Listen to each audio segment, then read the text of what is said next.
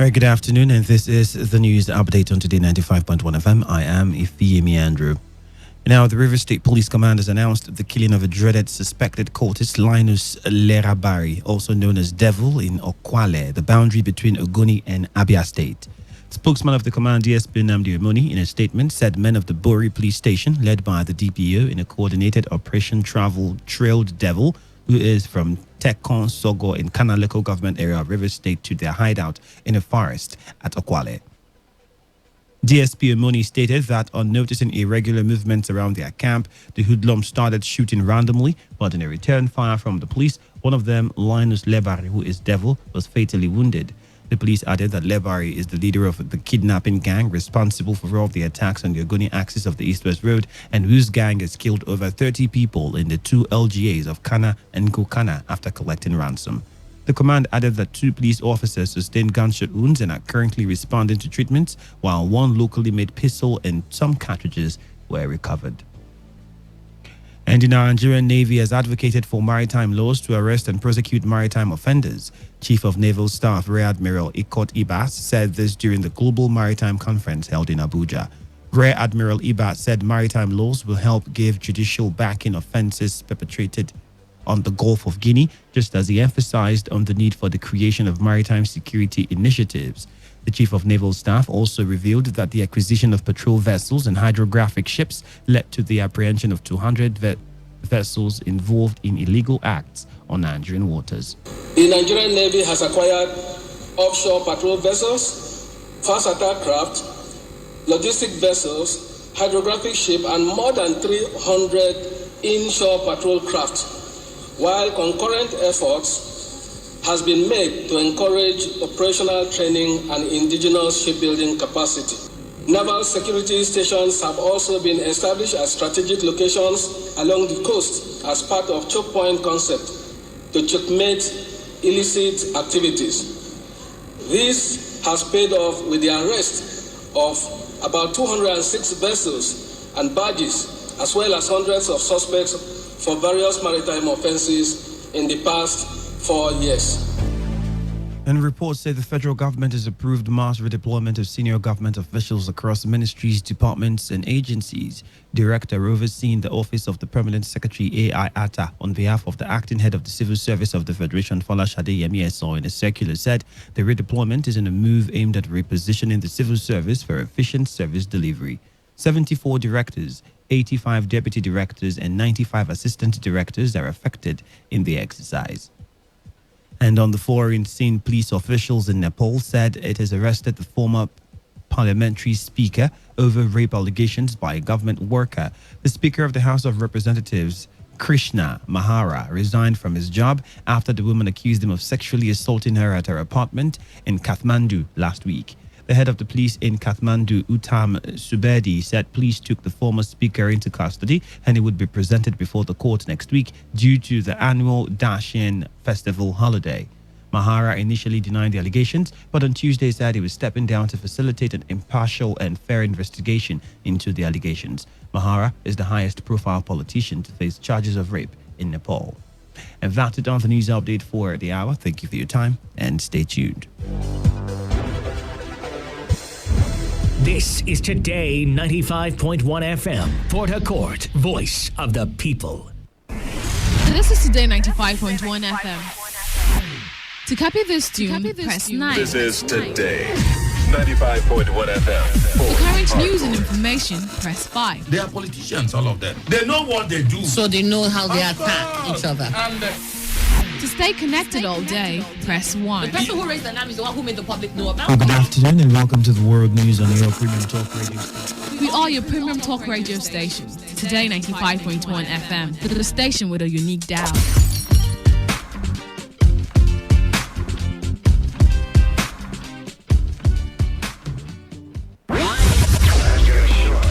Hold on, Kata. No, don't say else. Just bring 5,000 now. Only. Make the Qatar day. Make the cold remain. Yeah, they worry. You are not aware you're a thief. Now that you know that your money is coming from a thief, do you not see why you're a thief?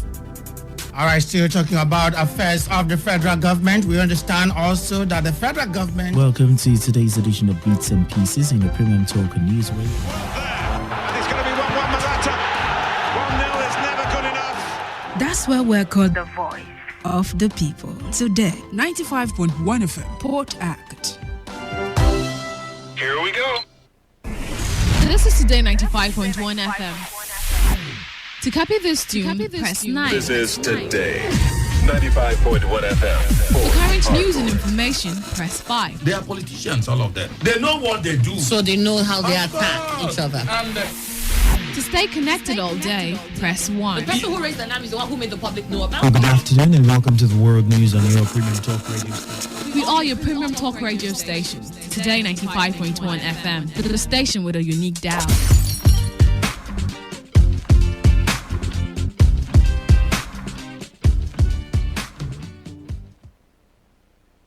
Radio has never been this good. Today, 95.1 FM, Port Harcourt.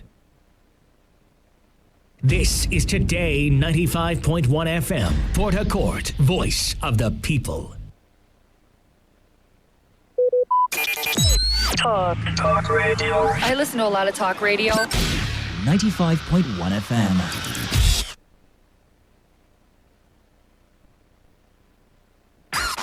Every day, we hear the call by communities for companies to perform better social corporate responsibilities. Organizations have decried the ease of doing business in real estate. For there to be development in the state, there must be a working relationship between organizations and communities. These foreign companies come to Nigeria, devastate our environment, cut away our resources, and go and develop their own country. Your Premium Talker Radio will be providing a platform for organizations and communities to dialogue as we will be gathering stakeholders from within and outside River State and the Niger Delta at large. The summit is tagged fostering better relations between host communities and organizations. Like I said, we are suffering. We can't even fish. Also, we also want them only on your Premium Talker Radio today. 95.1 FM.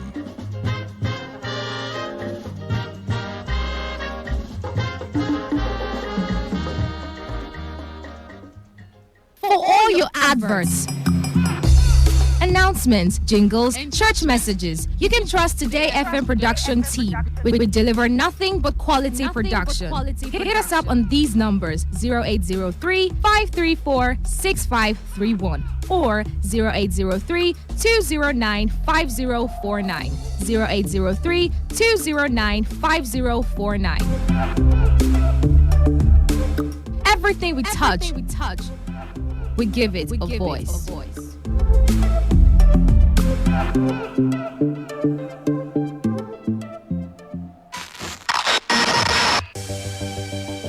Here at Today, we bring you what you need to hear. This is what they're going after. They're not going to it has to be applicable to all situations. No, it cannot be, because when the evidence... Some people are not sure of 1 meal a day in a society with such huge potentials. If a criminal passes that place, whichever means he used in passing, and you turn around to blame the citizen, for instance, people will ask you, were you not there? Malaria kills Nigerians. Malaria. News. This is the World News. I am Annie Abdul Salam. In the headlines, Federal Executive Sports and entertainment. My name is Shubogu Najib. Straight up to football on the show. This is Today. Every day, 24/7, 365. We are your official all-year radio station.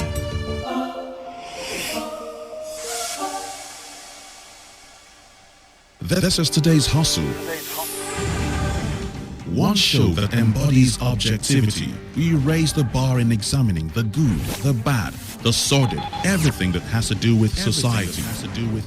In America, you buy a big house and you pay gradually for 30 years of your life. That is politics. In Nigeria, you carry all your salary and go and rent one room. Bad politics. Everything that has to do with You society. must negotiate. If we don't negotiate, when a man is pushed to the wall, he bounces back with double that.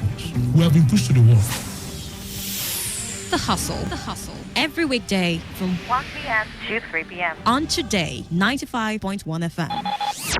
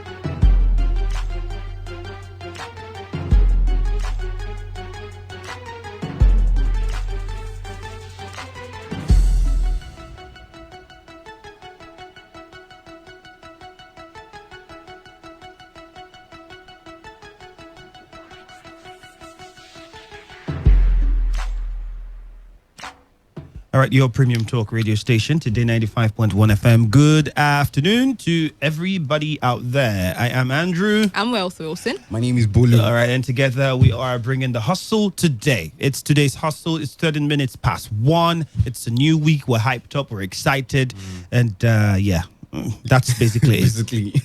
It's nothing else. Except for floods, Joe. Yes, it's floods. There was flood yesterday. I was in Yenagoa and I was speaking with a friend of mine. He said, I don't think the flood is going to be intense. I was like, I was coming in and I looked at the water levels and I'm like, let's not say anything until we pass November.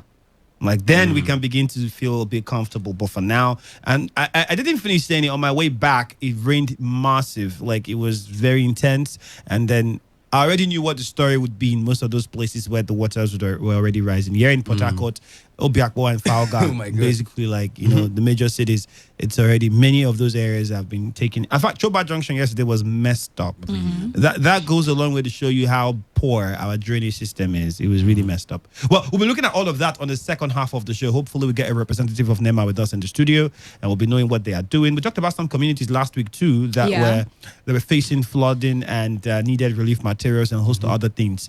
And I'm really sure when that time comes, you would get to call in and tell us if your area or your community is suffering from the flood so that they can hear it as well. So keep those questions down and let us know what you think on the second half of the show. But for today, all right, we're going to start off on a very interesting note. Did you watch the football match over the weekend? Which one? Manchester United lost, so don't bring that up because I'm a fan. I was about to mention that one.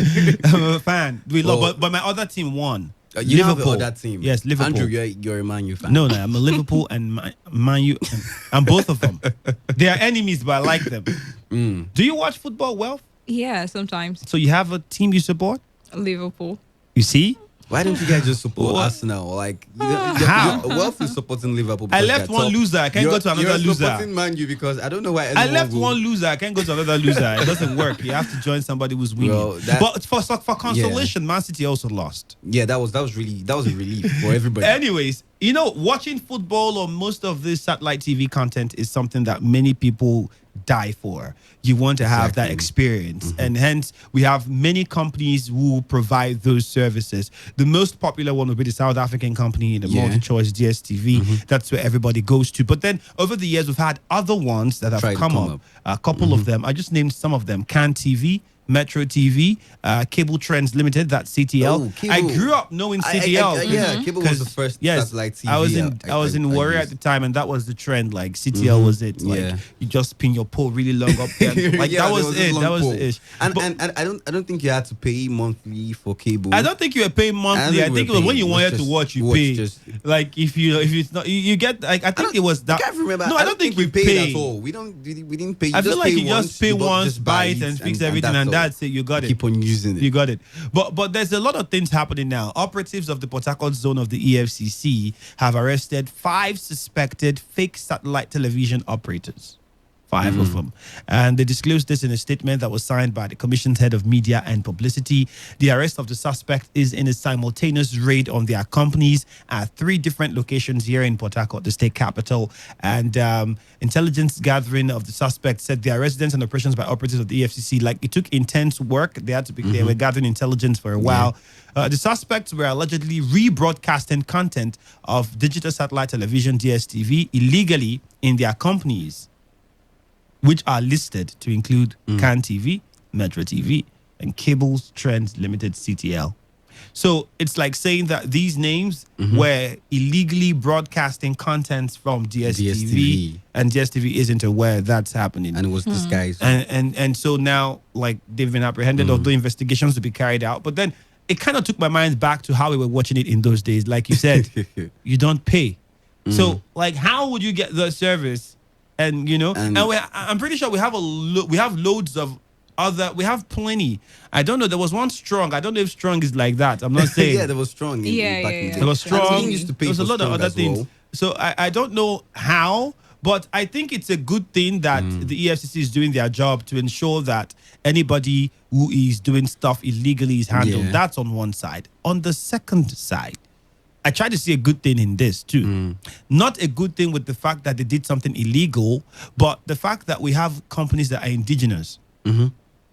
This satellite TV providers as well. Why can't we start off our own? Because the other ones that we know, Star Times and Go TV, all are under DSTV. It's Star Times under DSTV. Star Times, Go TV are all multi-choice. Yes, it's under yes, under DSTV. They all run them. Then so I'm saying, then it's not really like we have anything that is ours.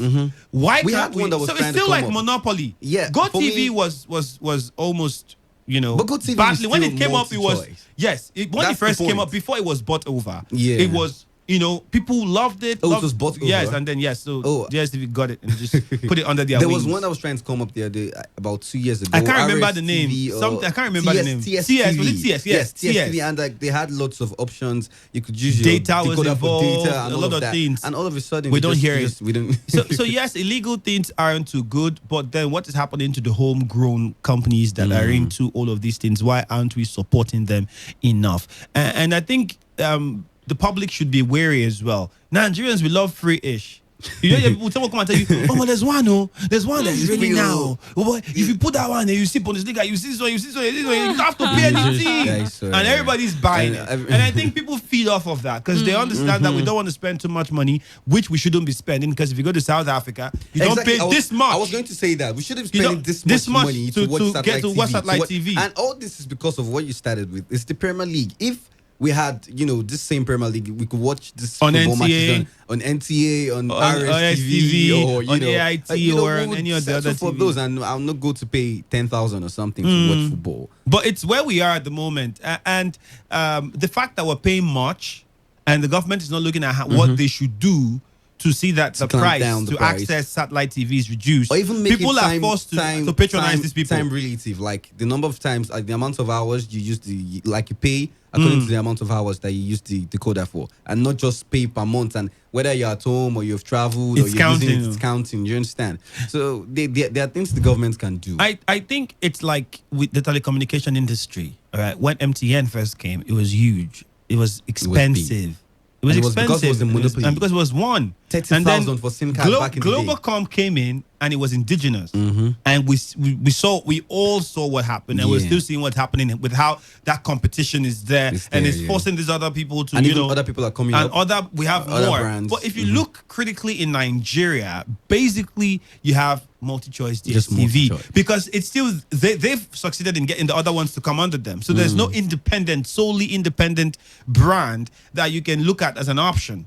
There was HITV. I don't know where those are. HITV as well. And I remember HITV used to show the Premier League. And I think the problem again is our own state televisions. What are we doing as a government? I'm so sick and tired of the country where we only focus on one source. We look at there's oil. That's where the money comes from. We all focus on oil. Oh. Meanwhile, look at the NTA. Look at the RSTV now. Yes, work has been done. Equipments are coming in, but look at the quality. Can you sit down and watch? We don't have high definition. Like for how many years have I known NTA? Before I was born, and then I was born, and then now I'm growing old. You have never and my kids will come, and I hope when my kids come, MTA isn't the way it still is. But look at that. And all of those things contribute to people patronizing these other companies that do things illegally, because you feel like you're getting you're paying almost nothing for quality. Yeah. All right. And this is something that your government should be able to provide. It's not like it should be very difficult. And even if you're supposed to go pay for perhaps DSTV, it should be less expensive. And when you think of the fact that you don't have constant power supply, and then you have to pay that. I mean, we live in the same area. Bolu knows. Like sometimes I wake up and I be like, what's the point? Like you spend most of your time at work, and when you get them, there's no power. If you want to watch it, you have to buy fuel. That's another money you're spending. But that's where they are. According to statements, it said the suspects will be charged to court. And Abdurrashid Bauer, who is the zonal head of EFCC in Port Harcourt, said that the general public should be wary of operations of illegal satellite operators. I don't think there's anyone in the general public that will go and report an illegal Honestly, I was going to say because- that too. I mean, everybody's benefiting from You this benefit from illegal it. I mean, like- activity. It's easing the stress, whether you like it or I met someone that was even installing, like his brother was like, he was installing one. I don't know what it was. He just said one name. I was like, oh, okay. How would I know it's illegal? I can't know whether they got their rights or not, you know? But then he said, you are wasting your money on that or this, you know. This one will show you, like, I'll watch everything. I was like, I was tempted to get it, honestly. I was tempted. I was this close. But that's the problem, and that's where we find ourselves at the moment. And that's where it is. So, public, be wary of illegal satellite operators. We just hope that there'll be a good Samaritan that will say something. Hopefully there will be. But I don't think anybody would be saying anything. But on can those something lines. be done to just reduce the price of the one we have? And because if that is done, people wouldn't want to settle for this legal. If we have our one. state TVs functioning properly, yeah. and with good quality, good content, same with the national, void of all the politics. I ask myself at national TV, why does it always look like it's a northern TV? No. Why does it always look like it supports the government in power Exactly. at the time? No, two things involved. Honestly, I'm being very. It looks I've looked. northern Somebody also, asked me, to like, an is extent. NTA northern TV? I was like, It no, looks it's a northern to an national extent. television. It's national. But then they say the sound, the way it looks, the way it appears. I'm like, I don't work there. I don't know. But that's the worry. That's on one side. And the content. What are we giving out? What are we giving out there? Are we trying to meet up with the growing trends of society as society evolves, you know, and make sure that our programmings and all of those match those things so that you keep your people interested? Are we trying to see how we can make more money? You know, there was a time NTA was really good, and there was one time NTA was showing Premier League, if I'm not mistaken, was it? There was a time it was showing, was it Super Story or something? And many of those programs that were nice. You know, people would sit down and we watch were, them. we So were what look at the happened? point. We were watching them that time because it was very expensive to run. DSTV wasn't really huge in the country. But as soon as these guys came and they came with better quality, now you prefer to go watch African Magic. And you know, and everybody now struggles to put their content there because that's where there's quality and you can convince sponsors to give you money as against when you put it on NTA. And they're going there. They're going to put their ish on DSTV and you're saying, what's happening? So how do we support our homegrown? How do we do it? That's a big question. But let's let that one slide. I'm pretty sure you have stuff to say about this particular issue, but we have illegal satellite operators. They've been investigated by the EFCC. I mentioned a few of them. So if you are using those services and maybe you are facing difficulties now in Port Harcourt, this is why. The EFCC is on those on their cases. But that's just on one side. There are other things that we should look at that are trending in the country. Wealth. All right, that would be security, issues on security. For the past 2 weeks, we've been hearing issues of bandits, kidnap. When security is mentioned, I killings. just feel like something funny would be said. Yeah, apparently this time around something really funny. The other time was money that was taken by Boko Haram. It sounded funny. Now, we've been having No, I'm listening. We've been having several statesmen coming out to advocate ways at which we could tackle insecurity in the country. And so, to no surprise, some clerics have been implored to pray for the country. They employed them. Like they call a certain people and tell them to go to a certain place and pray for Nigeria's insecurity problem. And last week, I think was that last week or 2 weeks ago?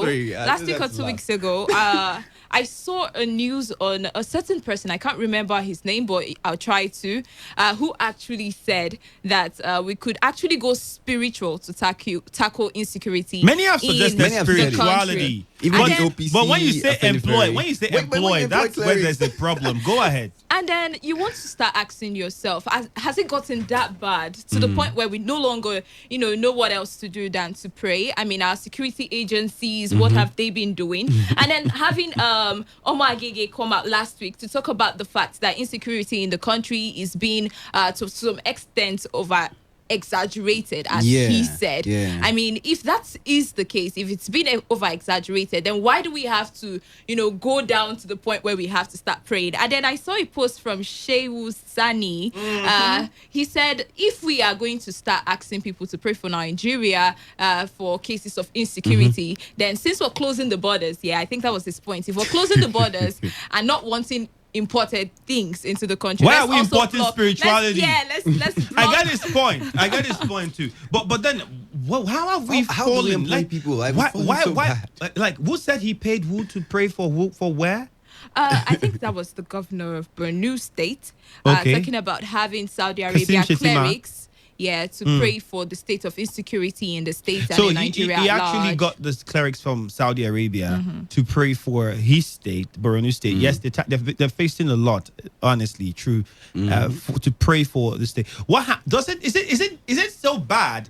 Well, it might sound, I'm trying not to, hurt anybody's religious feelings, but I'm saying Nigeria as a country has been known to be one that, loves imported things. We love foreign things. We really don't believe so much in what we have.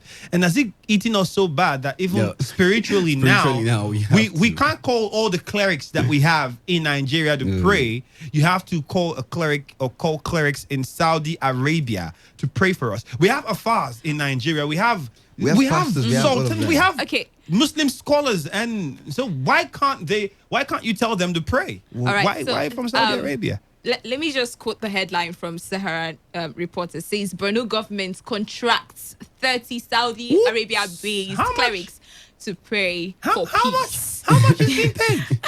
So we're paying for peace. That's expensive now. Right? So we're paying for peace. We're paying for people to come and pray for peace. Peace. Technically, we're paying for peace is what you were saying. If you're saying that you're contracting people from outside the country to pray, if we don't put in the work that we need to put in as a country, if we don't address the difficulties that we have, I don't think there's any magic wand to solving insecurity. And then if we do not accept that we're suffering from insecurity in this country, that's how we continue to overlook it. Exactly. I mean, having a statesman or having a politician of that high, caliber coming to say that insecurity in Nigeria is not as much as people are talking about it, and then we're still trying to, ask clerics from not Saudi even in Arabia. Nigeria to Saudi pray Arabia for the peace in the country. It then shows that somehow somebody is just lying to people. I mean, if it's gotten to that point, and then if we're going to actually ask people to pray for the country, I do believe that we have a lot of local clerics. I think that should be the right word, local. Let's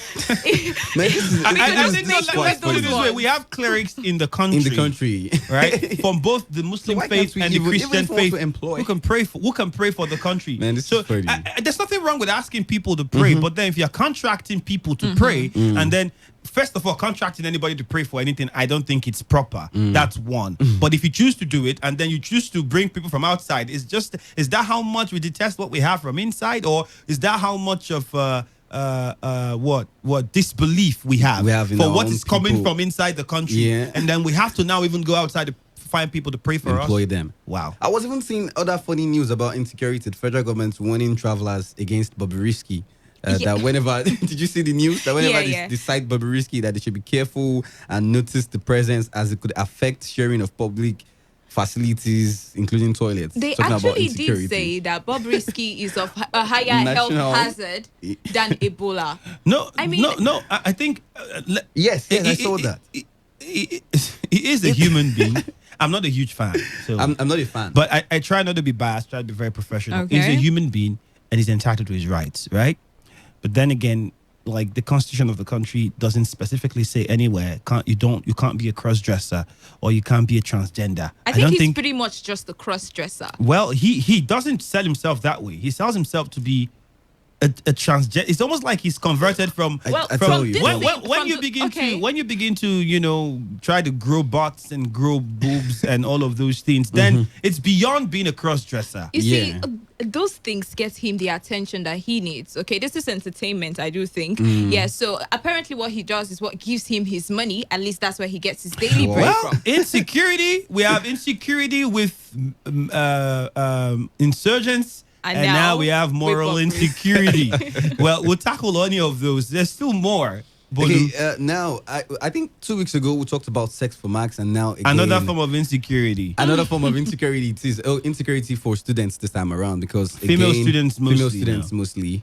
In some cases, it could be male students too. Yeah. But like lecturers again be caught in a sex for grade scandal, and it's all over. It's blowing up on Twitter. People are sharing their experiences, and it's almost as if every female student at some point or the other has been sexually harassed by one of our lecturers. It's sad. A senior lecturer at the University of Lagos, Dr. Boniface Igenegu, has been caught on tape making amorous advances at a student seeking admission into the school. Ooh. So the student isn't even in school yet, and you're already it's like saying welcome to what happens here to university. This is what happens here. Now it teaches in the Faculty of Arts, and it was caught on camera after a reporter with the BBC. Now the BBC has this report post as a prospective student of Unilag. The BBC reporter posted that as a student and then kept on recording him. And funny enough, the man was a pastor, and he would say things like, I will teach you. I mean, the clip was for about 13 minutes. People are watching it. It's blowing up on BBC. It's all over social media. It's going to end up being doctored. This one is not doctored. They're taking it let me put my point. I'm coming. Like, let's not be in a rush. I feel like, don't get me wrong. This is I speak against it anytime. I'm coming from a different angle. We have to all come from different angles with this. We've had recordings, investigative journalism in this manner. Many have said media do investigative journalism, and then Ganduje, that was a typical example of one that happened. It was said to be doctored, right? There's been a couple of others that were said, but it's good that at least we are sensible and reasonable enough to take seriously these kinds when they happen. All right, we don't bring politics into this one. That's why I said what I said. It's possible that you go to court now and then somebody will tell you that it was doctored. All right, if it could happen with politics, with what we had, as clear as it appeared, and we said it was doctored without any proof, and even investigation was stopped. And investigation had to be stopped. This man would go to court now. And that's where I don't understand how it works. He would go to court. It was recorded. I mean, you have to understand that this was a BBC reporter posing as a student, trying to find out if truly the man did this thing. And the clip was for 13 minutes. Like how long was Ganduje's clip? Okay. Even though I want to, but we're saying let's be hopeful. His voice was the there. point is let's be hopeful. Let's be very hopeful that it will be addressed. Properly. People are beginning to testify against the man on social media. People are also beginning to share their other experiences. And I was speaking with a couple of my friends, and they also told me that when they were in school, that these things happened. Like it was happening for almost every student. Many Nigerians will still come out and tell you those girls still know what they are looking for. As a matter of fact, some of that's the country we're in. But don't you think it's because of the lecturers that started this trend that would not make students to want to say, "Oh, look, since I heard you do this, then I'm offering you myself." Honestly, apparently there are students that actually do what there are students that planned from home. When they were coming to school. But the majority of the people that have been posed with this kind of situation did not actually plan for it, okay? Most of these things, even though you understand that it happens, but you usually pray that it doesn't happen to you. But so majority of the ladies go through this not out of their own will and all of that. And I think it's going to be serious this time around, because I also saw a news that 15 lecturers from ABU, I saw that. Yeah, they've been sent out. They've been sacked. I think last time we talked about SAC, I was saying, for me, SAC is just too small. It's too small. Like, you can't just allow somebody damage somebody else's child, like, just like that. for the fun of it. I mean, and then the most that can happen to you is lose your job. I tell you. I mean, and these are the same lecturers. They're part of ASU, right? These are the same lecturers that will come out to conduct elections. And if they can collect sex for grades, would they collect money? Weren't our politicians caught in the hotels? Weren't our politicians caught in hotels? Some commissioners have been caught in hotels trying to make advances at bartenders and the rest of them. And then began to beg and bribe. You can and then they would. We're all hypocrites in this country. This is hypocritical, like every one of us. Let's leave that out. And then let's look at it on the side of lecturers too. Let's look, so it doesn't look like we're castigating them alone. There are ladies, like while I was in school, I say there were ladies that dress when they dress in the morning, like you're telling you, like, man, this lecturer's course is hard. They're going to, the option is to seduce him. To seduce the man. They're telling you like it's point and clear. Like the man on his own, can't he take his stand? There are lecturers, like I don't want to mention names, but there are lots of them at that time that have even come to class to shame some of these students in front of us and say, I can see this what you're doing. This one came, but this one even came to my office, and then we'll come and be bending and trying to, and all of those things, like, So I think the major problem is how far we have lost value and how much we've lost I think, I don't know how to put it. The educational sector is messed up. And I think that's the reason why this is going on, because when you even go to report, you're not sure that you're safe again. So it's if assuming the system was functioning properly, and then you try this with a student and she reports you and you get punished, and you know that the student knows that nobody will come hunting them later. Fine, but that is not the case in the system. I told you about a friend of mine in University of Port Harcourt here. She was complaining to me, and I'm like, tell me the lecturer's name and the department. And she was scared. He said, no, don't worry. I'll just beg him. Maybe I'll. You can't imagine. She was not even saying, maybe I'll beg him to take money. I was like, so you see the point. So, now it's the system. I think the major problem is with the system. Anyways, still with universities though, we've been having lots of strikes, right? And many have said that ASU is the reason why all of these strikes are happening.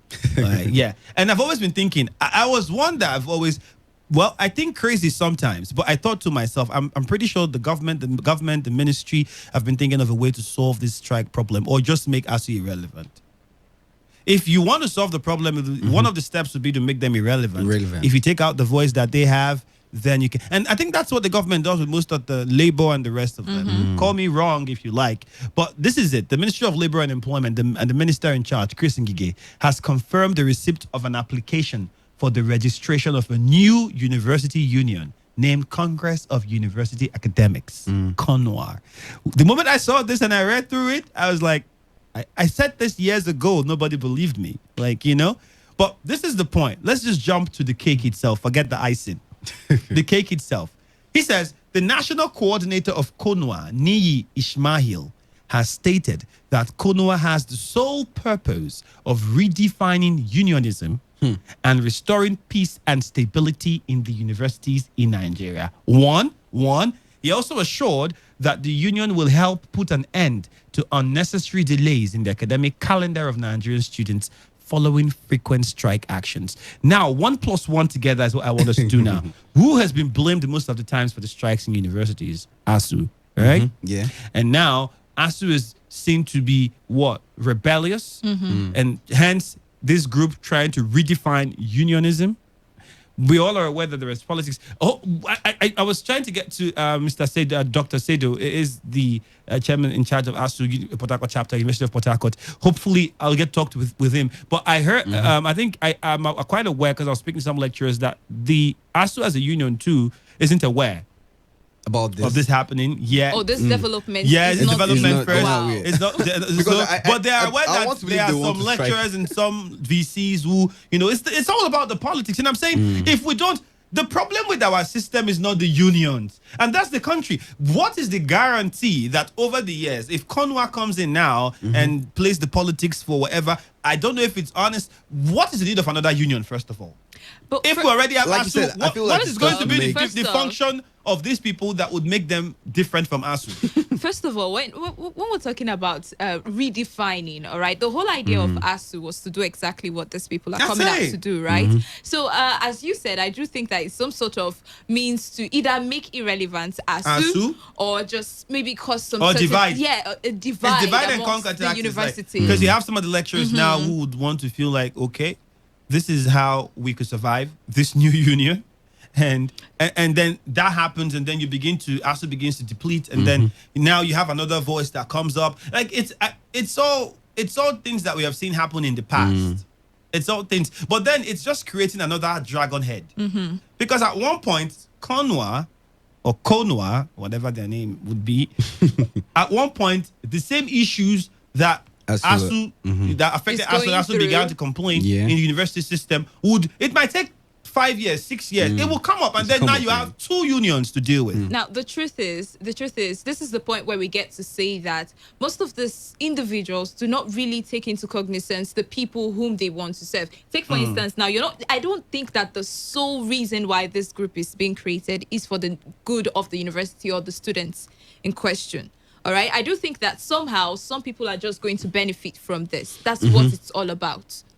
Me personally, I feel like Andrew said earlier, I feel like it's just to make ASU seem relevant. Like it's all a plan, and gradually they will just try to make ASU seem more and more irrelevant. Because when we have 2 unions and then the federal government wants to give one particular one attention, for instance, because I would want to believe that the federal government would give Konua or what the name is more attention than they do to ASU, and this will lead to ASU becoming more and more irrelevant. So, and if they can succeed in doing that, well, it could work for a while. But then again, Konua or whatever the new, whatever it is, they would have their problems, and they too would start to become rebellious in courts against the federal government if certain things are not done. The solution will then be to form another union. Another one? No.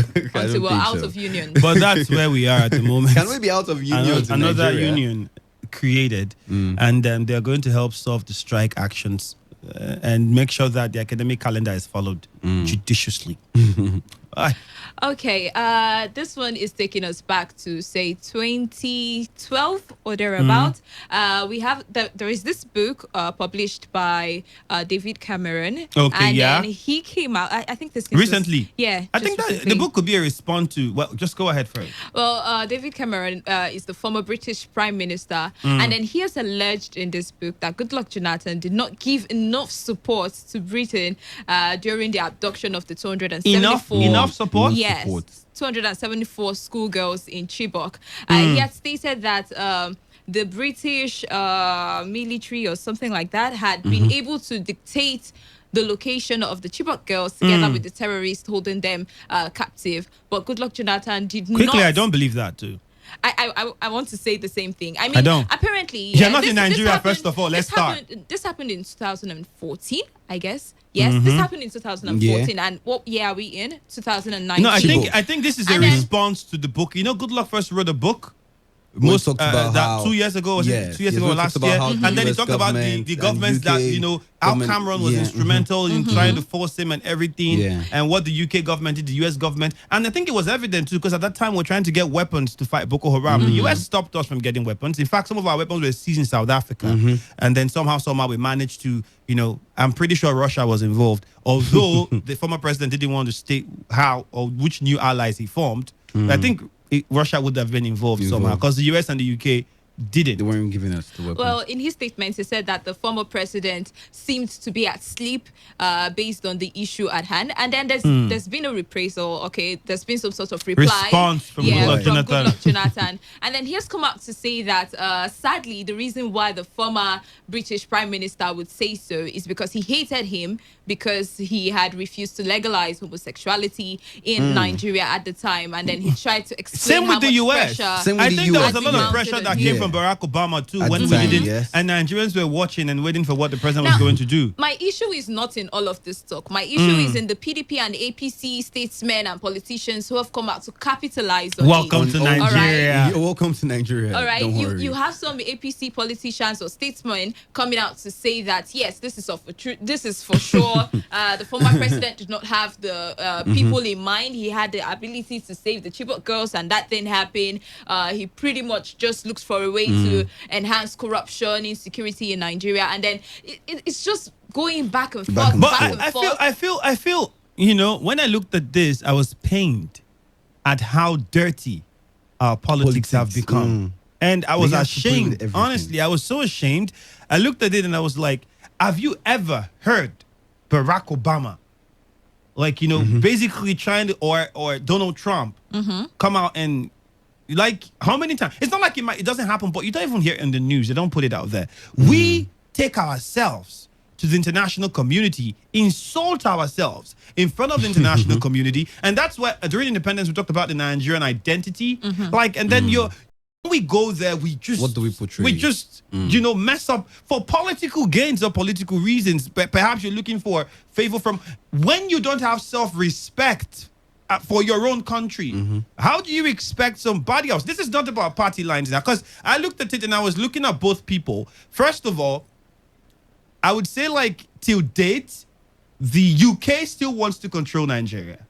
Whether we like it or not. Yeah. The UK still wants to be part of, they want to dictate what happens in the country. And then you also want to ask yourself, currently, we still have some girls held captive, the Chibok girls. New ones were even abducted. New girls have been abducted from another school. Yes, so not all of them have been released. So how come, if the former president was not responsive at the time, as you put it, why have you not tried to do the same with the current president? Let's see if it's a case of case of negligence. Okay, I get what you're saying. Right? But if you really want to help, okay, yeah, now come in and help. He's no longer in power, right? So this is 2019. I was still talking about the Chibok girls. He must have been the person in power. If you wanted to help, you can still help. So I do think that there's some sort of underlying propaganda somewhere around. Well, whether who is lying or who is telling the truth, I do not know. But I can look at the facts. I can look at history of how these colonialists, this country, have been behaving in the past. Like, if you look at all the countries that they've tried to look at what's happening in Cameroon, in Niger, in most of Benin Republic, Cameroon especially, with France. Look at what happens. Like, it's almost like Africa is feeding. Is this and these are things that Nigerians, I think we need to spend time to read more and understand these people, these foreign countries. No offense, they are also trying to want to do what they can, but they also want to rip us off at some point. And the fact that as a people or as a country, we can't have our own common goal and know that regardless, Nigeria first. And this is how we want to do it. It's so annoying. And I saw when the PDP and the APC going back and forth, I'm like, what is wrong with these people? Is this what we should be having now? This person saying it's true. Why are you denying? This one saying, oh no, you face because your brother's money, the president's brother or family relative. I was like, what is happening with these people? This is not the Where is democracy. Nigeria? This is not the democracy our founding fathers were fighting for. When you look at this, you say, where is the Nigeria in all of this? This is about APC and PDP. Like, some people who care about themselves. Try and be one and not, go against each other and seem as if we're one divided country. And that's why we continue to have reports saying, oh, Nigeria will divide in the year so, because we get out to the international community and we seem divided. We seem like we're always at war with each other. We take foreign opinions seriously in this country. Imagine we just contracted people from Saudi Arabia to pray for us. That's how bad it is. We take foreign opinions seriously. If the United Nations drops a figure, we think it's perfect, it's true, it's correct, true, and that is it.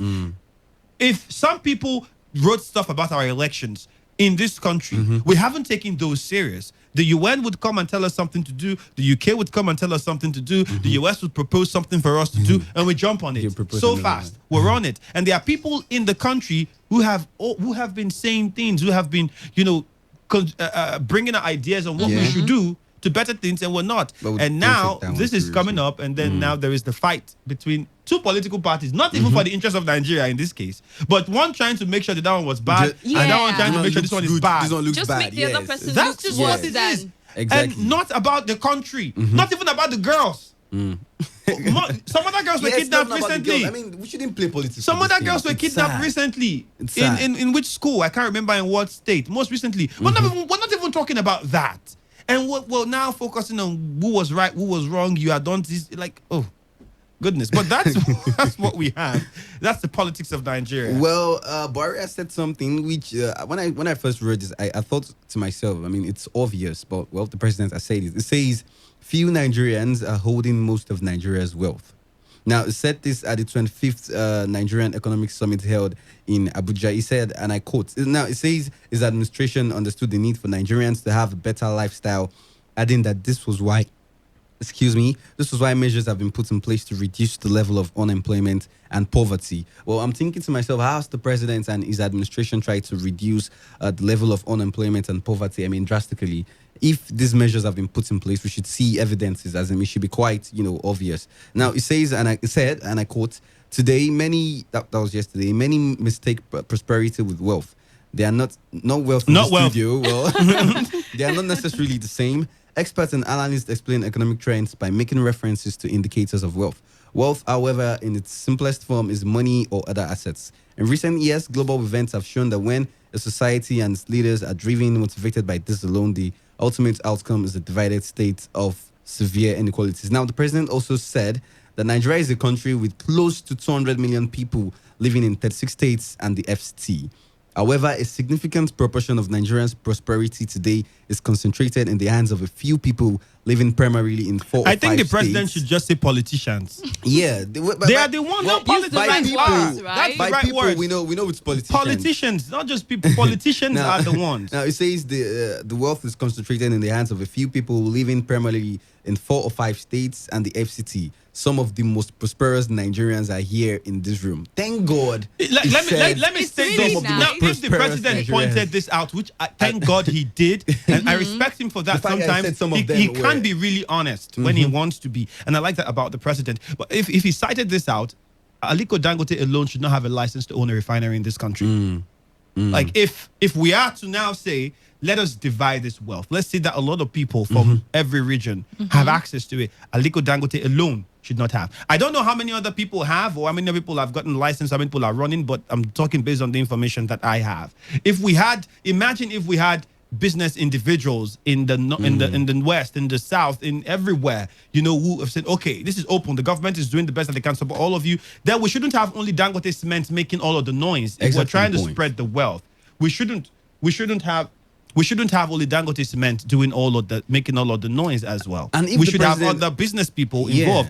Innocent Motors should be supported at the highest level, so that we know that the wealth is it's been distributed. And I'm just stating all of these facts. And if the president is talking about erasing poverty and increasing the level, increasing the level of employment in the country, then why do we have increase in VAT? Why do we have all these, all these policies that are coming up and making things the quite president tight? should say politicians. I said House of Assembly members alone. House of Assembly members alone. They're some of the richest sucking all the wealth we have in this country. Was it one time? I think Okoroja came out. Was it last week? And he said that there should be just one senator per state. And nobody. The truth is, nobody is going to support that notion, because in the first place, if it doesn't favor them, they probably won't take it very seriously unless there's some sort of agitation from the people that they serve. But then, talking about the distribution of power and wealth in Nigeria, I do think that if they wanted to do that, it is very possible. I mean, there are lots of business people, there are lots of investments, industry.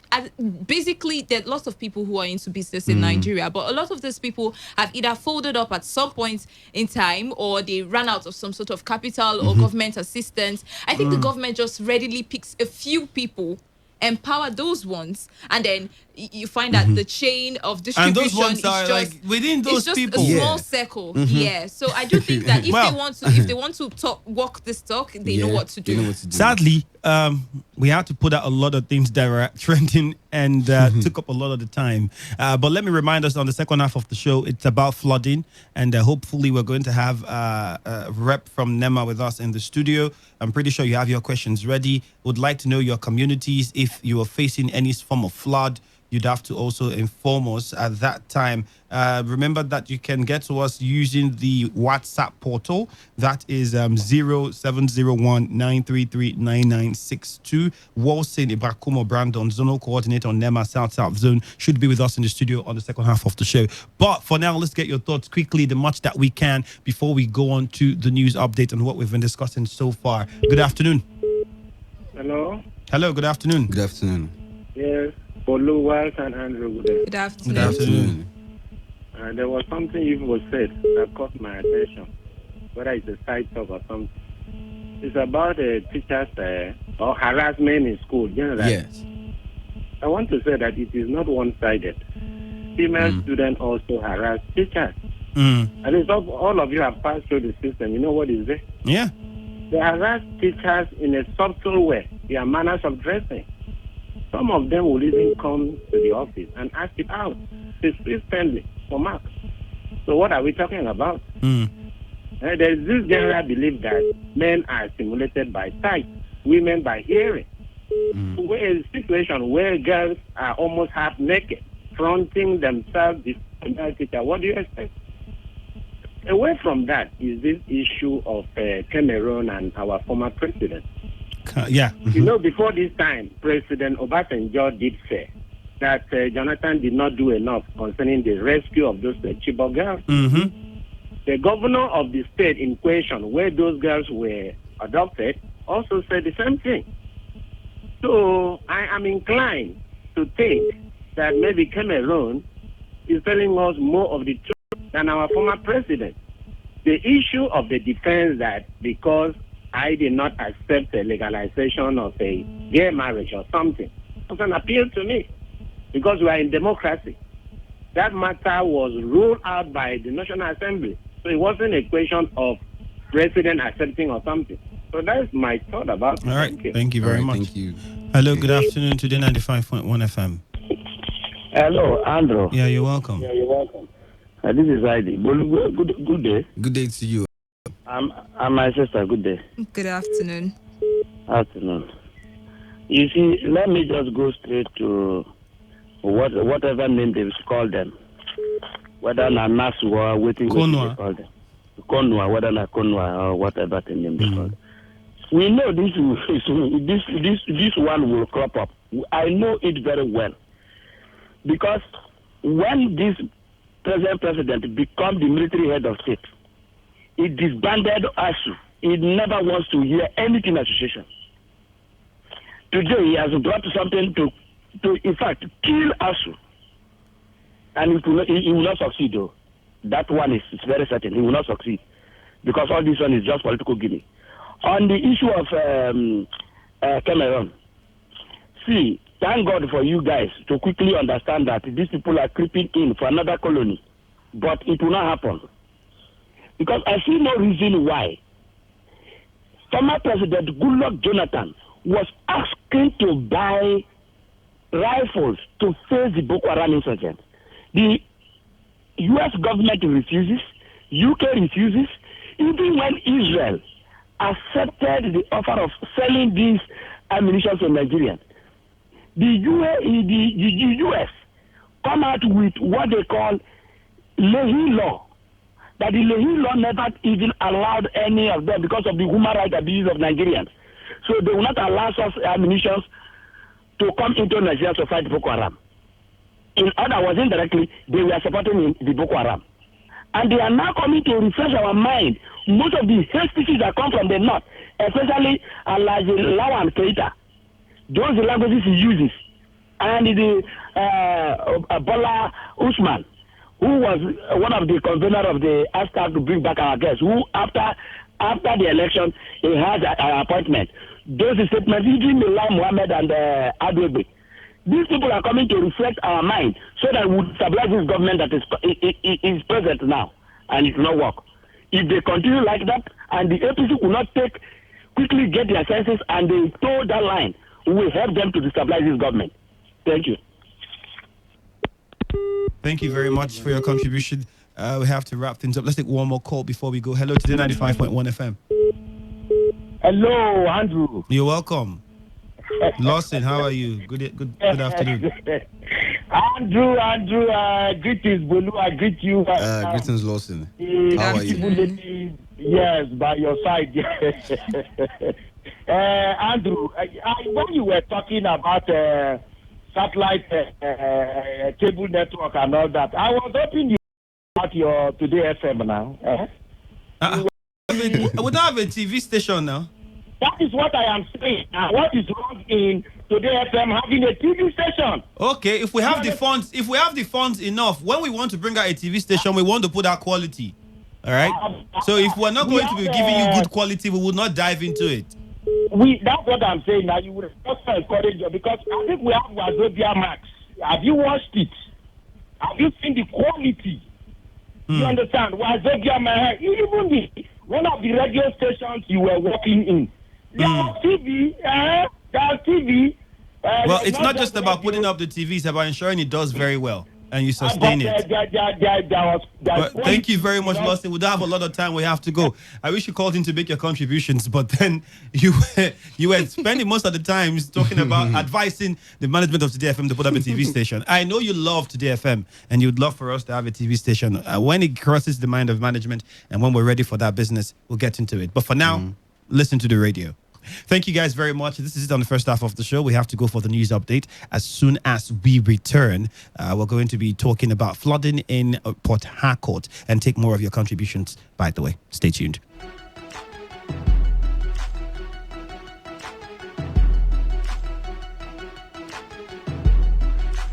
Port Harcourt, are you ready? Today, 95.1 FM, the voice of the people.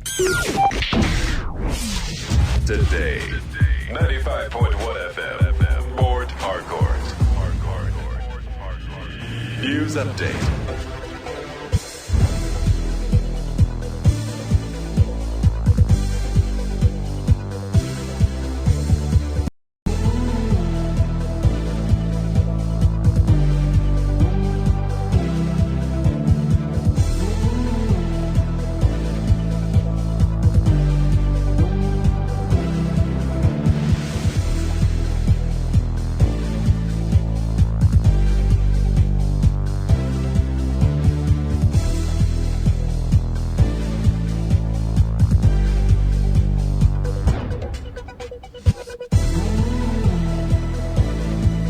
Good afternoon, and here is the news update on Today 95.1 FM. I am Ifeemi Andrew.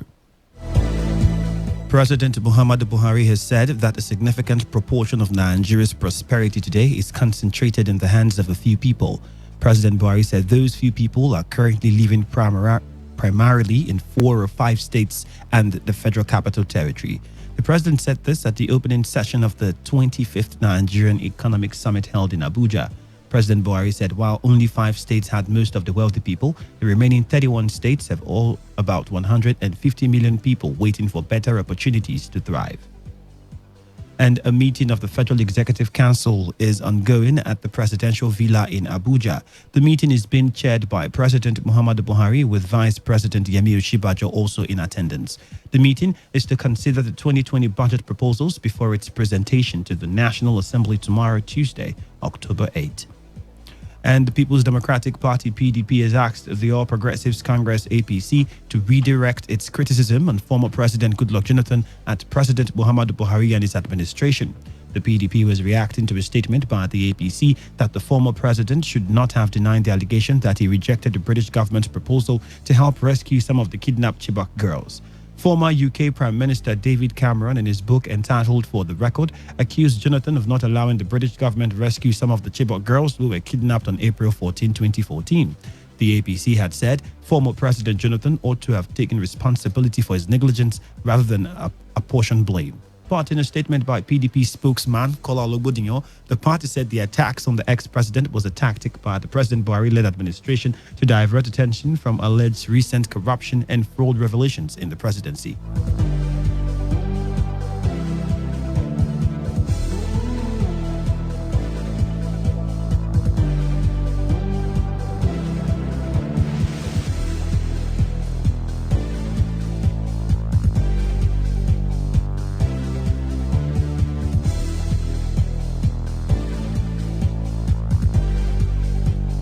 The new Executive Secretary, National Human Rights Commission, Tony Ojukwu, has called for the activation of the Human Rights Fund as contained in the NHRC Act 1995 as amended in 2010.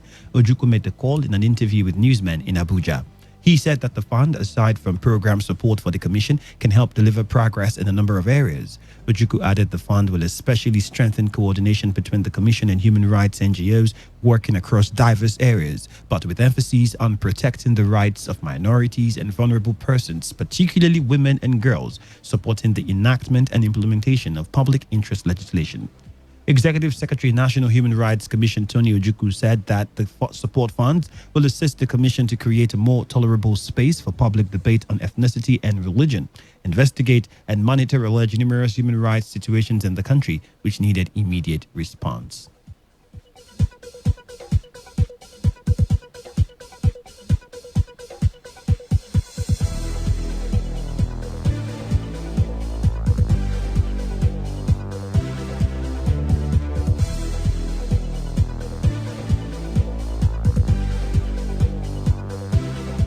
Learning has remained difficult at the community secondary school Rumukbara in Obiakpo local government area of River State. A visit by correspondent Ofrida Lereji to the school indicates that flood water has contained about 3 blocks of classrooms, with pupils seen using makeshift passage to gain access to their classrooms. Some teachers who declined to be put on record lamented that the flood comes annually since 2017, with 2019 and 2017 as the highest level recorded. A waste tank has been set to be deployed by the Ministry of Education to suck out the water, and it was sited in the school premises. And on the foreign scene, Rwandan police say 19 attackers have been killed and others are on the run after their assault on a popular tourist area killed at least 14 people over the weekend. National Police spokesman Jean Bosco Kabera in a statement said that 5 other attackers have been arrested after the assault on Friday in Muzanze district near the Congo border. The district is popular with tourists visiting nearby Volcano National Park to see gorillas. Dozens of rebel groups are active in mineral-rich eastern Congo, and the Rwandan district has been attacked repeatedly in the past. And that's it on the news update for the hour. Thank you for your time, and bye-bye for now. Radio has never been this good. Today, 95.1 FM, Port Harcourt. Every day, we hear the call by communities for companies to perform better social corporate responsibilities. Organizations have decried the ease of doing business in River State. For there to be development in the state, there must be a working relationship between organizations and communities. These foreign companies come to Nigeria, devastate our environment, cut away our resources, and go and develop their own country. Your premium talker radio will be provided a platform for organizations and communities to dialogue, as we will be gathering stakeholders from within and outside River State and the Niger Delta at large. The summit is tagged fostering better relations between host communities and organizations. Like I said, we are suffering. We can't even fish. Also, we also want them only on your premium talk radio today, 95.1 FM.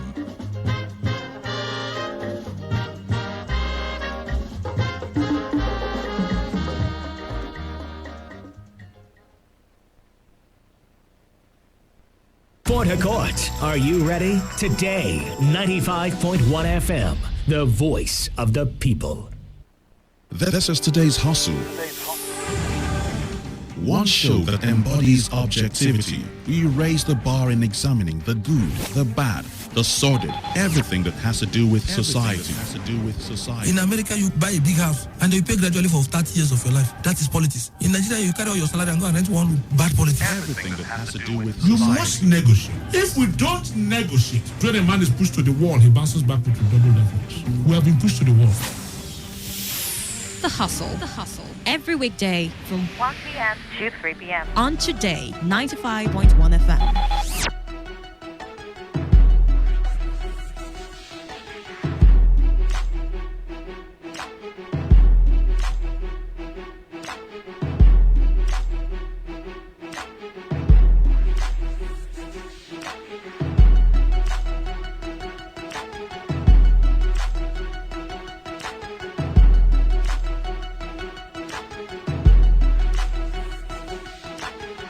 Right, still your premium talk radio station, Today 95.1 FM, right here in the Garden City of Port Harcourt. We are 9 minutes now past the hour of 2 this Monday afternoon. It's still today's hustle, and we're hustling on.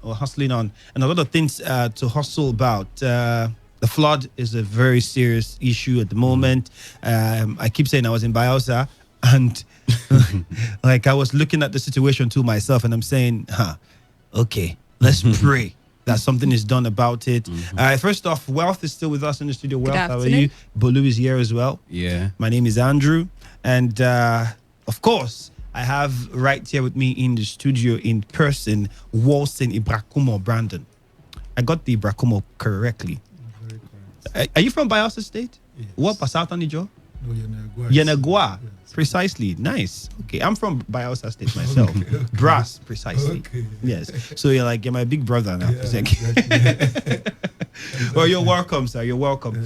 For those who do not know, Mr. Ibrakumo is the zonal coordinator, NEMA, South Zone, here in Port Harcourt. And we will be speaking with him today to know their activities and what the plans are to tackle the flooding situation that we have. Just on the news, a school in Rumukbara, in Obiakpo local government area, a school flood has actually chased some of the students out of classes, and they can no longer have classes. And I think they said the Minister of Education sent in a water tank to suck out the water. That's the best that can happen. And there are other communities. We know that in Fauga and Obiakpo, especially most communities, I mean, those are the areas I'm most familiar with. Many communities that have been taken by water. If you get to the Burikwe flyover, you'd see the areas that have been taken by water in the SAS Road area, most of those places too. Even on this East-West Road, I think before you get after the Burikwe flyover on the other side, you'd see places that water has also occupied. But before we look at all of those issues, first of all, let's welcome you properly. You're welcome once again. Thank you. Warnings were given by NIMET, by the Hydrological Service of Nigeria, and we heard reports that NEMA has prepared itself for the flood if eventually it comes. And some local governments were highlighted in River State. I think about 8 of them, or was it 8 or 12? Yeah, about 15. 15, okay. Local governments. So the preparations, let's hear about how much preparations you have. Yes. When it comes to flood hazard, what we do each year, by April of every year, we get a forecast from our sister agencies. That is Nigeria Hydrological Services Agency and NIMET. Then we begin preparations from May. We know that is the onset of the rainy season. Okay. So we start preparedness programs in these communities that are highlighted in this forecast. So what are the preparations like now? Can you highlight some of those communities for us, first of all? The local governments are, from the NISA forecast, we have highly probable local governments. That is the local governments that will be likely impacted by the floods. Then probable areas, then less probable local governments. In Rivers State, we have 3 local governments categorized as highly probable. Under that forecast, we have Degema, Obiakpo, Ogba Egbema, Ndone. And going down, others, we have Aoda East, Aoda West, Abua, Odua, Ndoni, Asari Toro, Gokana, Ogubolo, Okreka, Opobo, Nkoro, Oyibo, Tai, among others. The coverage also involves is South-South, so is Bayelsa also involved in this calculations? Yes. And how many communities or local governments are we looking at in Bayelsa State as well? In this, we have 6 zones in NEMA. The South-South zone in Port Harcourt covers 3 states: Rivers, Akwa Ibom, and Cross River State. Okay. So my area. Your area is not within. All right. So let's say the grace for you on that one. Yes. So now that this communities and local governments that you have, I think I just highlighted one. What steps have you taken so far? How much of preparation has been made, preparing for the flood that is already ravaging some parts? NEMA is a federal agency. Now, when it comes to emergency management, we have 4 pillars that that work together to make the overall gamut of emergency management. We talk about prevention, we talk about preparedness, we talk about response, then we talk about recovery. Then you come back again to prevention. It's a circle. We call it emergency management. Circle. Okay. So, flood comes in 2 ways. We have the natural, the natural causes, the one that is caused naturally, nature. The one that is caused by man-made, caused by human actions. So the ones that we're experiencing in Port Harcourt here and in most cities, they are human induced. We call it flash floods or urban floods. Okay. Caused by poor town planning procedures and all the rest. Then the ones that we're experiencing in is riverine communities, Aoda East, Ndone, Abua, Ndone, Nelga, Aoda West, Aoda East, that comes from the water bodies around. Whenever the rivers in the overflow, they are banned. Now, those are natural. Like now, that's what we're experiencing. And the whole of the water coming from the upstream, that is from River Niger and Benue, now they are now flowing down into to this area in order to settle at the at the Atlantic Ocean. So that's what is happening now. Is NEMA empowered to involve in perhaps construction of canals or dikes or any of those things as measures to prevent these floods from ravaging people? Are they empowered to do that? Yeah. I was about to come to that. When it comes to long-term projects, it's not part of, as the name implies, emergency management. Okay, we don't do that. But when we go out to carry out our assessment, because we have various types of assessment, we have damage and loss assessment, we have on-the-spot assessment, we have post-disaster needs assessment. So once we have done these things, then we now identify who is meant to do this, who is meant to do this. Then we, from our recommendations and our stakeholders meetings, we identify and then channel those. So in other words, the government has to, when you make these findings and these solutions, prefer them, and then the government would be in charge of putting these things in place. It's not only government. That is what we have to get it right. Because I hear, even this morning, there is an estate developer saying that this thing is for government, this thing is... No. When it comes to like now, from Rumokuru down to Uniport now, it's been ravaged by this flood now as we speak. Yes. Now, what went wrong? If you go out with your GPS recorder now, you'll find out that most of these places are lying low. Low land, maximum below eye level. Yes, it's about 30 meters above sea level. That is the maximum. But when you go to places like Enugu, other places, you see places 100, 150, above sea level. You can see. So what we are saying is that because this place is like everywhere is the same level, and then some places are lower now. With time, this flow, the erosion water would cause it to go lower than what it used to be. People have blocked it because of this rapid urbanization that is taking place. So what we need to do is to carry out, because we have gone out to see what is happening, holistic projects to channel these waters, and if possible, even building new communities, as in raising these elevations of most of these places above certain level. Then create drainage systems to channel it to the rivers. NEMA should be working with SEMA. Am I correct? Yes.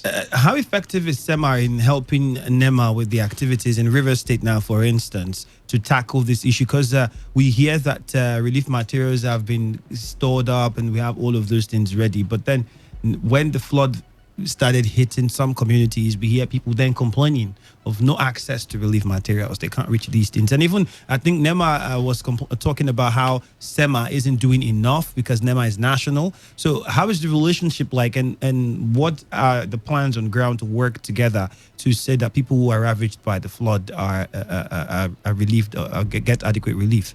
Yeah, it's at this preparedness level, this sensitization levels that all what we are talking about are set on stage. What I mean by that is, now when we are bringing this forecast down to the community level, this community, look, this thing is coming.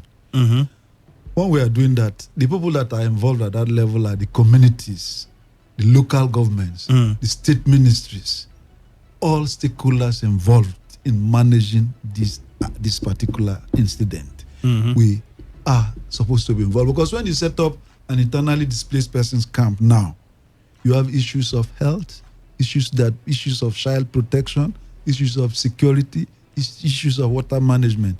You see, when you look at all these things, I see that it's not only NEMA that is involved at that level. It's all ministries, local government agencies, state agencies, they are all supposed to be part of it.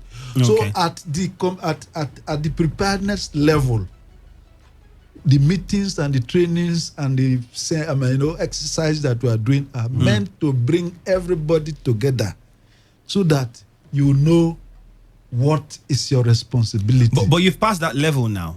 I'm going to answer your question. Okay. What we are saying is that at that stage, most of these agencies don't even take part. Oh, that's the problem you're having now. Because I'm about saying now the flood is already here, so we can't be having this preparation anymore. That is what we are saying. So now, what we are also getting wrong at this part of the country is that the the communities, local governments, states don't want to be part of emergency management. We're not talking about emergency management, even kidnap, when it has become rampant, it has become an emergency. Emergency could be anything that affects the smooth flow of functioning, the functionality of a community.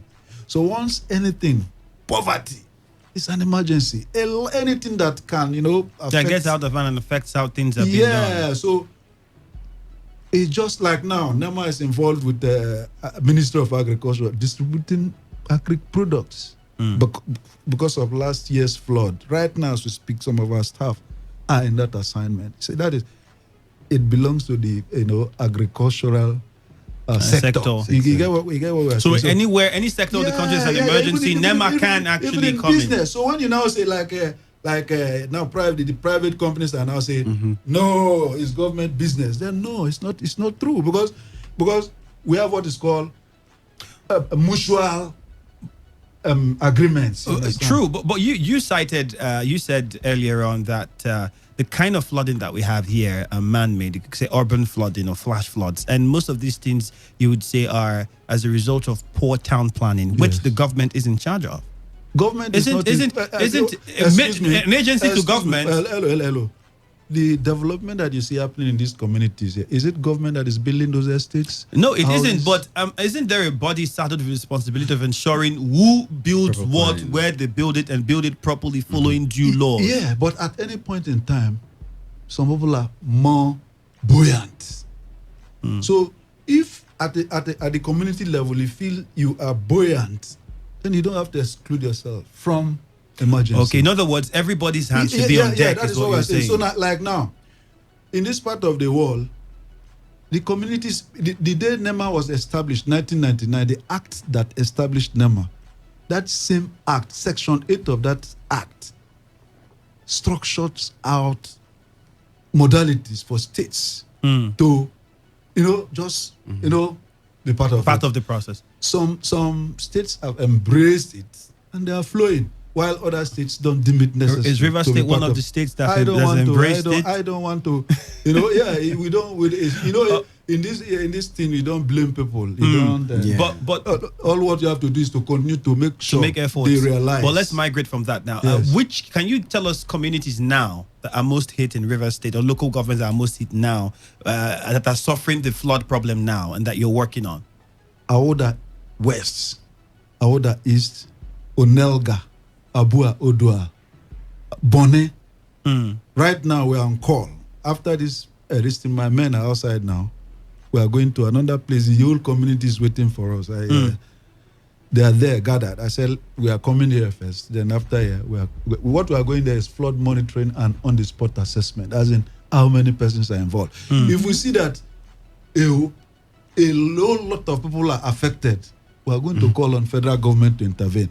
But before you do that, you cannot just dive into a community and say, "Oh, NEMA, come and take over."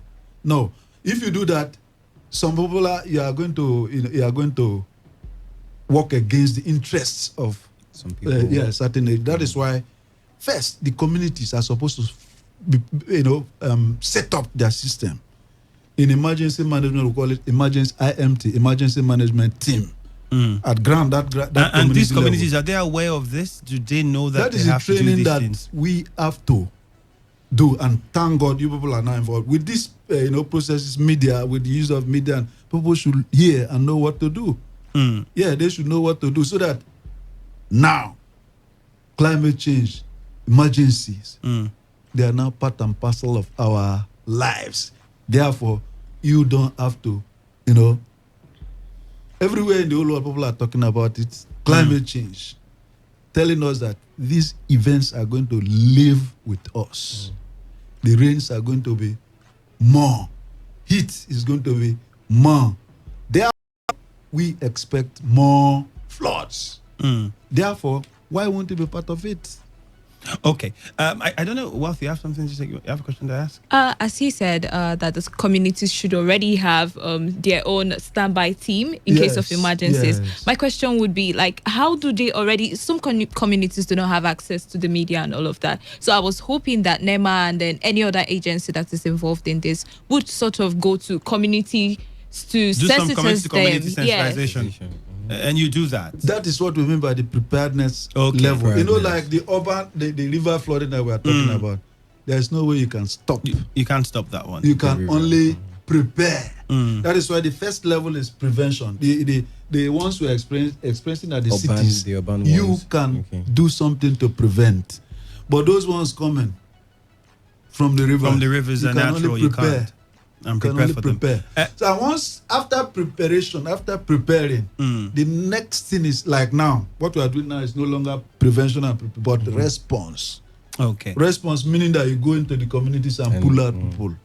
So how is the response like now? How effective is it Right working? now, we have not reached the stage of calling agencies. Calling federal agencies as in the military, they are involved, the police, civil defense, come. Then we go and then bring people out. Convince them, no, please come out. So we haven't gotten to that stage yet. We have not gotten so to that. So at this stage, we expect the communities, the local governments to be managing. Quite all right. There are flaws everywhere. But at this level, is the local government that are supposed to be managing. All right, quickly. States. All right, quickly. Bolu, you have something to say? Yeah, I was going to ask, what about the issue of erosion? Because I feel like erosion and flooding, they're all interconnected. Like, I feel like erosion could lead to flooding, and flooding as well causes a low erosion. Erosion. What can be done as regards now, to that? when you talk about erosion, like if you go to the southeast where the land is not flat, yes, Umuahia, and the rest of them, and high level, high elevation, that is where you experience erosion. Where when rain falls, it impacts on their critical infrastructure, like the roads, the electric poles, and the rest of them. But here, where the terrain is flat, when it falls, it floods. There, the water runs to scatter. That is the meaning of erosion. The emergency there is not necessarily flooding. Okay. It's erosion. But here, the emergency, the disaster is flooding. I can't remember the community that was that's been flooded. I've been going through my head to remember, but then they were asked to cut power supply around that community. That was Irebe. Yeah, it's me. Okay. You know, whenever there is flooding, the first thing you have to do is to cut power off. Okay. Because like now, if water is trapped in this room now, imagine now, you say you want to stay and there's the water automatically becomes a conductor. Yeah, and it electrocutes. Compulsory. Okay. So that is the first thing. And you know the wiring itself, you don't know how because you just came in here to work. You don't know whether it's under the ground or where. So but cutting off the electricity supply, is it as immediate as the flooding happens? Like or until you're sure that once the flood is there. It's there. Because some people feel that because it has not gotten up to a certain, so let me live. Let me live with the water. Maybe the water will go. So it's on that note that you switch off the light. Because as you tend to live with that water, anything could happen. Yes. All right. You understand? Our listeners out there, if you're listening to us and you may have questions, or perhaps your community is one of the communities that is currently facing the flood situation, you can let us know about it.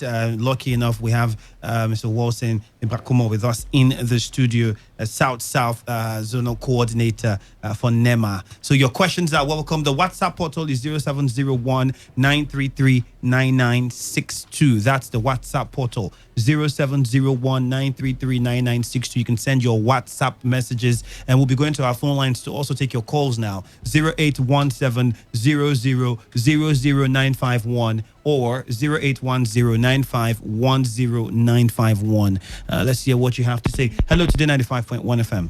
Hello, Andrew. You're welcome. Thank you. This is ID. From abroad. Go ahead. It was a great opportunity for me to speak with the NEMA officer that is in the studio. So you're welcome. Thank you. I was looking at an opportunity to speak with you. Okay. If you come to Abua, Yes. if you get to the roundabout, Yes. you enter that road that is leading to M1 axis. M1. M1 axis. Okay. When you get to Okana, Okay. you get a community called Ogura community. Oboro. Ogura. Okay. Oghora. That community, at the entrance of that community, Yes. you will see the flood. Okay. There is a hotel that you will meet before you enter the Ogura main community. Okay. That hotel is owned by one man called JKK. Okay. If you get to that place, by brother, you will cry. The water has ravaged that hotel. At this very moment, we've not seen any relief materials to it. So, yeah. Hello. Hello. If you can call us back, would appreciate it. Thank you very much. 081700000951 or 081095100951. But like what he said, surely there are other communities that are suffering this flooding, but then haven't seen your presence yet. Is there a way of informing you of areas where people who are in areas where they're ravaged by flood and then they need your presence? Is there a channel to get to NEMA to let you guys know that, okay, this is also happening here and you should come look at it? Yes, we have channels of communication with NEMA. We have social media channels as well as call lines. Okay. Yeah, so and then we have a website, www.nema.gov.ng. All right. As we progress on the show, hopefully we might get those call lines so that they can reach you on that one. But then perhaps you have questions you want to ask. You can use the SMS portal. Send us a message using WhatsApp, rather. We can't take SMS. It's just WhatsApp messages only on 0701-933-9962. Hello, good afternoon. Yes, Andrew is DK. All right, DK, go on. Yes, my greetings to your guest there. Thank you. I have two questions for him. Okay. Don't you think that if the man-made flooding is tackled, that you can now have more time and resources for the natural one? Even the natural one, don't you think that dredging of rivers, deepening the river's depth, can also minimize the effect of flooding? Because that in itself will also have an advantage. The water from the dredging could be used for land reclamation, while the river depth is down, taking more water. Thank you. All right, thank you very much. Yes. Those are measures that needs to be taken. And we are all aware the federal government some years back gave contracts for the dredging of these rivers and some of these tributaries. And before the federal government gave those contracts, some state governments, like if you go to Bayelsa, like most communities are doing that on their own. Also comes with some disadvantages. Because I was about saying, for me, I've never felt like dredging is a solution to most of the problems. No, it is. Because if you take, I feel like geographically, if you take out more sand, the more sand you take out, the more water. Yeah, and the more water comes in, and then you're cutting the land, you're shutting the land as well. And that causes even erosion. Erosion too, yes. Erosion, because once the community, the water water table, that community. Once you deepen it, automatically it goes. It takes in more of the land from the community into the water river as well. But then there is a way these things are done, and it could actually withstand this stress that we are talking about. What about piking? I think it's piling or piking. Piling of the water banks. That is one. Like when you go to Bayelsa, you go to the School of Nonsense. That place was done by properly piled. Yeah, and you could see that even today the floods are not affecting the area. It's very true, but those are capital intensive projects. That NEMA can't get into. It's not in the ambit of NEMA. It's in the ambit of either the Federal Minister of Works or other. But that is what I mentioned. I say once it's outside of our jurisdiction, we make recommendations to our sister agencies like the Federal Ministry of Works, NDDC, military and yes, that's what we do. Hello, today 95.1 FM. All right, sorry, we lost that call. All right, let's find out from you, your community, your location. Is there a flood? How are you coping with it? If there's good afternoon. Hello, good afternoon. This is Matthew Samuel from Ikodi Engene in Awoda West. Okay, Matthew. I want to ask the man over there if his team has gone to Engene in Awoda West. Hello? If you visited Engene in Awoda West. We have today is Monday. We are supposed to go with NTA to join Krama Addis. Join Krama. They need to be there. They need to be there because my people are packing out of their houses. Okay. Their crops are in the water now. And people are packing out of their houses. So they need government attention. Honestly. So they need to be there. Thank you. My name is Mr. Matthew. All right, Matthew. Thank you very much. How does this work? Is it that the relief materials is in proportions? Like if camp is being set up, and then would these people be moved into the camp, or how the relief materials that you have, how is it being distributed evenly across these areas that are affected? We don't just carry the relief materials. Then as we are going, we say take. No.